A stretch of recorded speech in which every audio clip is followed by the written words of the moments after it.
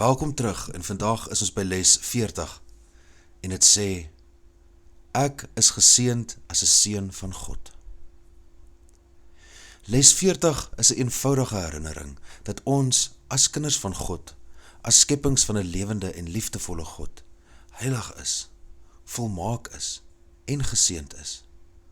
En dat ons net in staat is om te seën, net in staat is om liefde, genade, barmhartigheid en geregtigheid uit te brei. Hierdie seën is nuttig om te verstaan op die verskillende vlakke van ervaring, want ons ervaar onsself nog gefragmenteerd. Byvoorbeeld, ons is geseënd as kinders van God, selfs in die liggaam.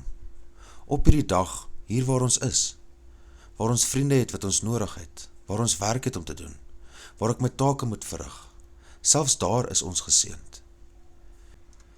En daardie ervaring kan een wees van stille vreugde, 'n geleentheid om te genees, 'n geleentheid om genees te word, 'n geleentheid om werklik teenwoordig te wees, en ander toe te laat om teenwoordig te wees vir ons. Maar die seën strek ook tot op 'n vlak van die gedagte, wat die kursus uitwys as die enigste ware skepende vlak, en eintlik die enigste vlak waar genesing nodig is. Dit is 'n abstrakte vlak. Ons vra onsself, waar is liefde? Waar is genade? Hoe ervaar ek dit?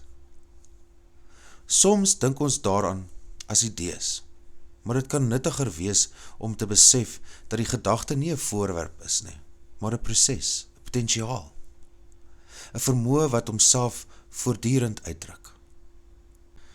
En die kursus wil hê, ons moet bewus raak, dat ons denke kan skep, eerder as om te miswaarneem en verkeerd te skep.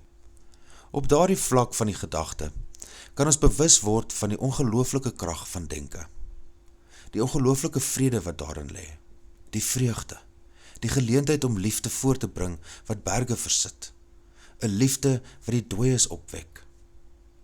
Dit is nie leë beloftes nie, mits ons nie die vlak van die liggaam verwar met dit nie. Die liggaam is maar net 'n leerskool, 'n plek waar ons kan waarneem hoe denke werk, en dit genees en regstel waar dit verkeerd funksioneer. Nog 'n aspek van hierdie les is die vraag, wie is die waarnemer? Wie is bewus van die liggaam? Wie is bewus van die gedagte?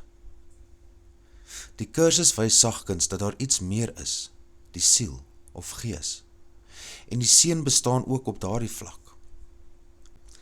Een van die groot doeleindes van 'n Course in Miracles is om ons weer bewus te maak van die waarnemer. Bewus te maak dat ons nie geskei is van God nie, van ons skepper of van ons bron nie.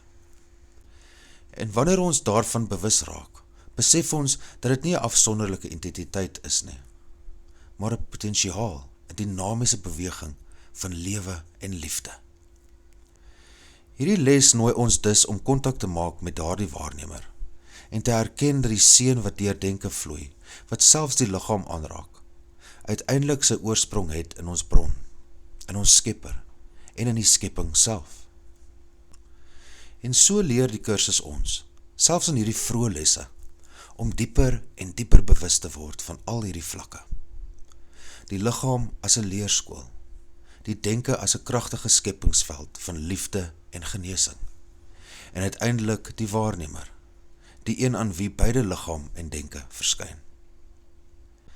En wanneer daardie een vir ons duidelik word, besef ons ook dat dit nie geskei is van enige ander nie, en beslis nie geskei is van die krag van lewe en liefde wat dit geskep het nie. Nog 'n belangrike aspek van hierdie les is die konstante uitnodiging, probeer weer. Die kursus is 'n kragtige genesingsinstrument, maar dit is ook ongelooflik sagmoedig en ruimhartig. Dit laat ons toe om foute te maak, om te vergeet, om te struikel. Jy mag dalk dink ek het die les gedoen, maar ek het vergeet deur die dag, want dinge het te stresvol geraak. En die kursus sê dit is reg so, maar daar is 'n beter manier. Begin net weer. Probeer weer. Dit is die seën van 'n goeie onderwyser, een wat sagmoedig sê, ja, dit was 'n fout, maar jy kan weer probeer. En dit is pragtig. Hierdie les wys vir ons die diep genesende krag van die kursus, en die sagmoedige, liefdevolle manier, waarop dit ons lei op die pad van vrede en begrip. Onthou om die les te oefen. Dankie dat jy hier is. Vergewe, sien anders, leef in lig.